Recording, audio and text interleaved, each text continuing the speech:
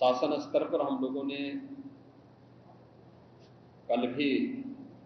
जो व्यवस्था बनाई थी, लेकिन प्रथम दृष्टया हम लोगों का यह था कि पहले राहत और बचाव के कार्य को आगे बढ़ाया जाए।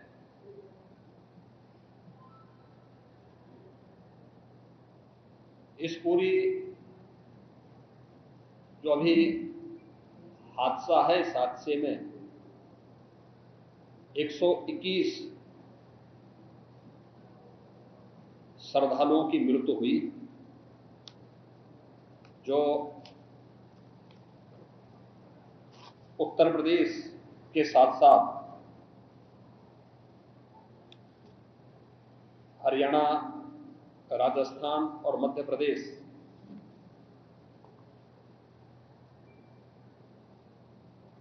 से भी जुड़े हुए थे। उत्तर प्रदेश में हाथरस,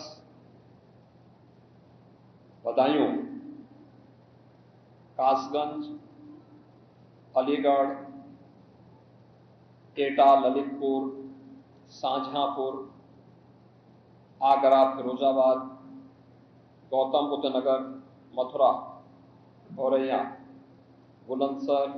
पीलीभीत, संभल और लखीमपुर खीरी, इन 16 जनपदों के भी कुछ श्रद्धालु जन थे जो इस हादसे के शिकार हुए हैं।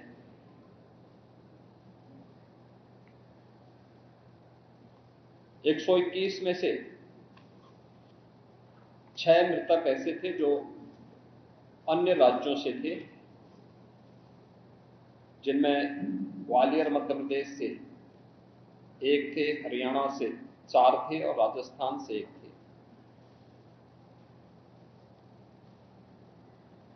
हाथरस के जिला हॉस्पिटल में मैंने जो घायल हैं, 31 ऐसे घायल हैं जो हाथरस, अलीगढ़, एटा और आगरा के हॉस्पिटल में जिनका उपचार चल रहा है, और उसमें लगभग सभी आउट ऑफ डेंजर है।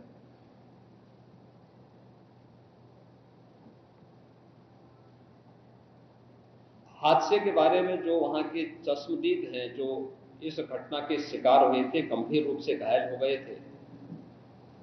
उनमें से ज्यादातर जो लोग हैं जिनसे आज मैंने बातचीत भी किया,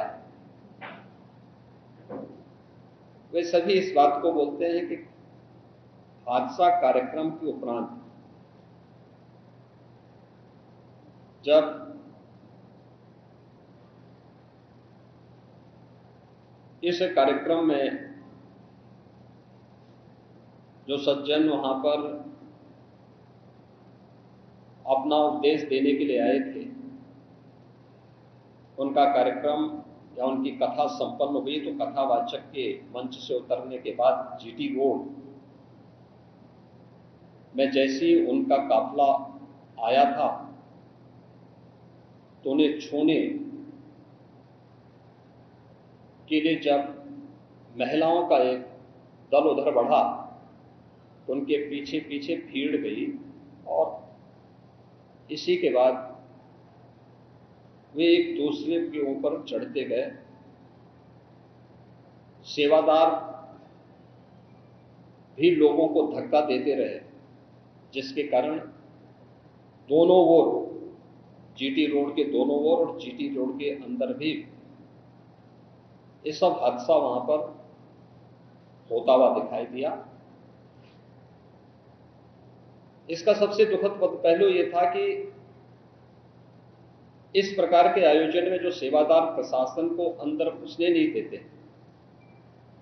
दुर्घटना होने के तत्काल बाद या दुर्घटना के दौरान प्रारंभिक रूप में इन्होंने पहले वहां पर इस मामले को दबाने का प्रयास किया, लेकिन जब उन्हें प्रशासन ने हॉस्पिटल ले जाने की कार्रवाई प्रारंभ की, तो इनमें ज्यादातर सेवादार वहां से भाग गए। इस पूरी घटनाक्रम के लिए हम लोगों ने एडीजी आगरा की अध्यक्षता में एक एसआईटी गठित की है, जिसने अपनी प्रारंभिक रिपोर्ट दी है और इस घटना की तह में जाने के लिए उनसे कहा गया है। बहुत सारे ऐसे पहलू हैं जिन पर जांच होनी बहुत आवश्यक है। अब तक प्रथम दृष्टिया जो थी हमारी कार्रवाई ये थी कि राहत और बचाव के कार्य को आगे बढ़ाने के बाद आयोजकों को पूछताछ के लिए बुलाना, घटना के बारे में, हादसे के कारणों के बारे में उनसे भी पूछताछ करना और फिर घटना की लापरवाही और जिम्मेदारों की जवाबदेही भी इसके लिए तय करना, जिसके लिए पहले से ही एफआईआर यहां पे दर्ज हो चुकी है। इसके लिए कार्रवाई आगे बढ़ रही है। हम लोग इस बात को किसी भी प्रकार से डिनाई नहीं कर सकते कि इस प्रकार की घटना केवल एक हादसा नहीं होता है। अगर हादसा भी है तो उसके पीछे कौन जिम्मेदार है, और अगर वह घटना घटित हुई है तो इसके पीछे हादसा नहीं तो साजिश किसकी है, कौन इसके पीछे है, इन सभी पहलुओं को लेकर के राज्य सरकार ने तय किया है कि हम इसका एक जुडिशियल इंक्वायरी भी करवाएंगे। और जुडिशियल इंक्वायरी हाईकोर्ट के एक रिटायर्ड जज की अध्यक्षता में होगी, जिसमें प्रशासन और पुलिस के भी रिटायर्ड सीनियर अधिकारियों को रख करके इस पूरी घटना की तह में जाकर के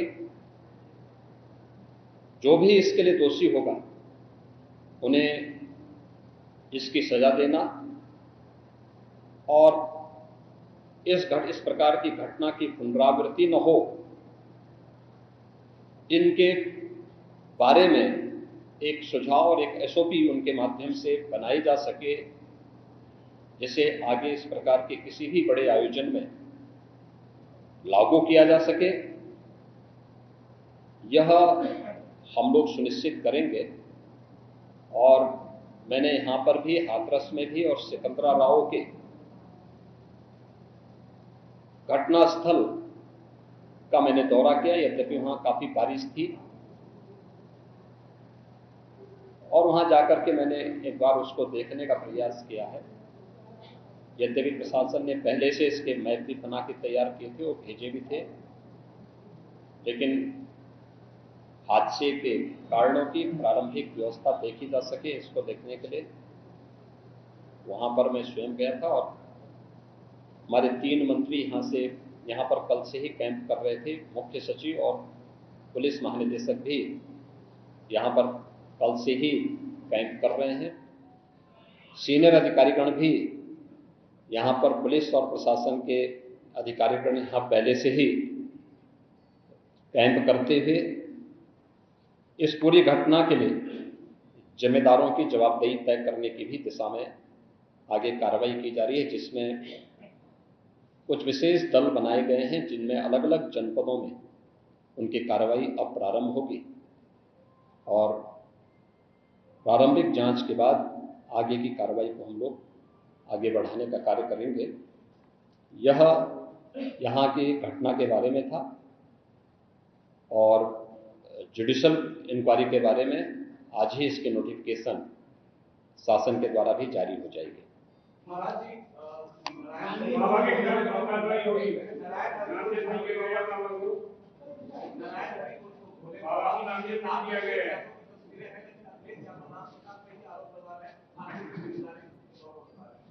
देखिए, कुछ लोगों की एक प्रवृत्ति होती है कि इस प्रकार के दुखद और दर्दनाक घटनाओं में भी वे राजनीति ढूंढते हैं, और ऐसे लोगों की एक फितरत है कि चोरी भी और सीना चोरी भी। यह हर व्यक्ति जानता है कि सज्जन के फोटो किसके साथ में है, उनके राजनीतिक संबंध किन के साथ जुड़े हुए हैं, तो स्वाभाविक रूप से आप लोगों ने इस बात को देखा होगा कि पिछले दिनों रैलियों के दौरान इस प्रकार की भगदड़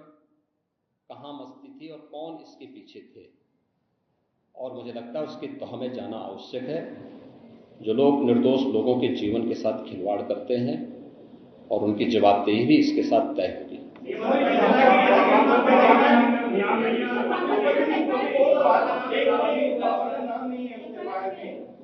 आपने कहा कि ऐसे आयोजनों में प्रशासन को घुसने की इजाजत नहीं होती है, तो ऐसा क्यों होता है कि क्या प्रशासन भविष्य में ऐसी चीजें ना हो? देखिए प्रशासन प्रथम दृष्टया ये मान के चलता है कि धार्मिक आयोजन है, उनके सेवादार इस प्रकार के आयोजनों की जिम्मेदारी अंदर से स्वयं निभाएंगे। और बड़े बड़े आयोजन होते हैं, ऐसा नहीं कि ना होते हो, सावधानीवश वहां पर फोर्स प्रशासन तैनात करता है, लेकिन आउटर रिंग में उनकी फोर्स होती है। अंदर अगर आप देखेंगे तो उनके स्वयंसेवक, सेवादार ही इस पूरी व्यवस्था का संचालन करते हैं, उनकी देखभाल करते हैं। और जहां पे भीड़ अनुशासित होती है, धार्मिक और आध्यात्मिक श्रद्धा भाव के साथ लोग जहां आते हैं, वहां पर भीड़ अनुशासित भी रहती है। लेकिन जब वही कार्यक्रम निहित स्वार्थी तत्वों के हाथों का खिलौना बन जाता है, तो वह अनुशासनहीनता का नजारा वहां पर भी देखने को मिलता है। और इसका शिकार अंततः वह निर्दोष व्यक्ति होता है जो धार्मिक श्रद्धा के साथ उस आयोजन में भागीदार बनता है, क्योंकि उसको तो साजिश के बारे में पता नहीं होता है और वह अपनी उस श्रद्धा भाव के साथ आता है। लेकिन साजिश करने वाले लोग अपनी साजिश करके फिर वहां से चुपचाप खिसकने का प्रयास भी करते हैं। होना यह चाहिए था कि अगर हादसा था तो सेवादारों को वहां पर इस पूरी घटना को पहले तो अपनी व्यवस्था को सुदृढ़ करना चाहिए था, और अगर सुदृढ़ नहीं कर पा रहे थे तो प्रशासन का सपोर्ट लेकर के हादसे के शिकार लोगों को हॉस्पिटल पहुंचाने की व्यवस्था करनी चाहिए थी, उपचार की व्यवस्था करनी चाहिए थी। इसका सबसे दूसरा जो पहलू ये है कि हादसा में लोग मरते गए और सेवादार उससे पहले वहां से खिसक करके भाग चुके थे, और इसीलिए हम लोग इसकी तह में चलेंगे। और मैं इस बात के लिए आपको इस बात के लिए मैं कह रहा हूं ना कि मैंने इसीलिए जुडिशियल कमीशन के बारे में राज्य सरकार ने इसको तय किया है। हम इसके तहत निष्कर्ष पर आएंगे और इस प्रकार के बड़े बड़े आयोजन हम लोग करते रहे हैं, लेकिन कहीं भी कोई इस प्रकार की चीजें नहीं आई है। और मुझे लगता है हम लोगों ने इस प्रकार के बड़े बड़े आयोजन हमेशा किए हैं, कुंभ जैसे बड़े आयोजन किए हैं, बड़े बड़े कार्यक्रम होते रहे हैं। लेकिन इसीलिए मैंने कहा कि इसकी तह में जाना आवश्यक है कि आखिर इसके पीछे कौन लोग इसके लिए जिम्मेदार हैं। दूसरा, राज्य सरकार ने और केंद्र सरकार ने, देखिए कि एफआईआर एप्लीकेशन परमिशन के लिए जिन लोगों ने दी थी, प्रथम दृष्टया पहले एफआईआर उनके खिलाफ होती है और इसके बाद फिर उसका दायरा बढ़ता है। ये सभी अन्य लोगों के दायरे में आएंगे, जो भी इसके लिए जिम्मेदार होंगे वो इसमें आएंगे। केंद्र और राज्य सरकार ने आर्थिक सहायता की भी घोषणा की है। जो निर्दोष लोग इस पूरे हादसे के शिकार हुए हैं, उनके जो नाबालिग बच्चे हैं, जो स्कूल में पढ़ने वाले बच्चे हैं, उनको हम उत्तर प्रदेश मुख्यमंत्री बाल सेवा योजना के अंतर्गत उन बच्चों की पढ़ाई की व्यवस्था हम लोग राज्य सरकार से करवाएंगे। उन्हें जिस भी स्कूल में पढ़ रहे होंगे, जिन भी संस्थाओं में पढ़ रहे होंगे, या उनके स्कॉलरशिप आदि की व्यवस्था के लिए भी राज्य सरकार ने तय किया है। और प्रत्येक मृतक के परिवारजन को भी केंद्र और राज्य सरकार मिलकर के 4 लाख रुपए की सहायता और गंभीर रूप से घायल व्यक्ति को 1 लाख रुपए की सहायता दे रही है। धन्यवाद।